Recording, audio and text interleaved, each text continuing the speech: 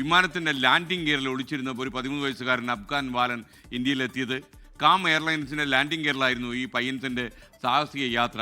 സുരക്ഷാ നടപടികൾ പൂർത്തിയാക്കി കുട്ടിയെ കാബൂളിലേക്ക് തന്നെ അധികൃതർ തിരിച്ചയച്ചു കഴിഞ്ഞു. വിനിത VG വിശദാംശങ്ങളുമായി ഡൽഹിയിൽ നിന്ന് ചേരുന്നു. വിനിത, പറയൂ, എങ്ങനെയാണ് ഈ കുട്ടിക്ക് ഗിയറിലൊക്കെ ഒളിച്ചിരിക്കാൻ പറ്റിയതും ഇത്ര ദൂരം?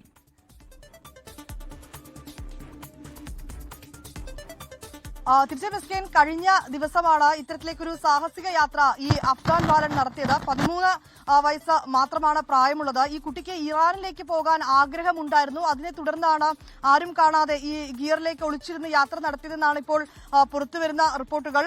കാബൂളിൽ നിന്ന് ഡൽഹിയിലേക്ക് എത്തിയ വിമാനത്തിലായിരുന്നു ഈ 13-കാരന്റെ സാഹസിക യാത്ര. അതിൽ ഏറ്റവും ശ്രദ്ധിക്കുന്നത് ഈ 90 മിനിറ്റിലധികം നീണ്ട പറക്കൽ അതിജീവിച്ചാണ് ഈ കുട്ടി ഡൽഹിയിൽ എത്തിയതെന്നാണ്. ഇന്ദിരാഗാന്ധി വിമാനത്താവളത്തിൽ ഈ വിമാനം എത്തിയപ്പോഴാണ് ഈ കുട്ടിയെ കാണുകയും പിന്നീട് അവിടെ ഉണ്ടായിരുന്ന സുരക്ഷാ ഉദ്യോഗസ്ഥർ കുട്ടിയെ കസ്റ്റഡിയിലെടുത്ത് വിശദമായി തന്നെ ചോദ്യം ചെയ്തു. സുരക്ഷാ പ്രശ്നങ്ങളൊക്കെ ഉള്ള ഒരു വിഷയം കൂടിയാണ്. അതുകൊണ്ട് എല്ലാ സുരക്ഷാ നടപടികളും പൂർത്തിയാക്കിയതിനു ശേഷം തിരിച്ച് ഡൽഹിയിൽ നിന്ന് ഈ കാബൂളിലേക്ക് പോയ വിമാനത്തിൽ ഈ കുട്ടിയെ സുരക്ഷിതമായി തിരിച്ച് അയച്ചുവെന്നുമാണ് ഇപ്പോൾ പുറത്തുവരുന്ന റിപ്പോർട്ടുകൾ.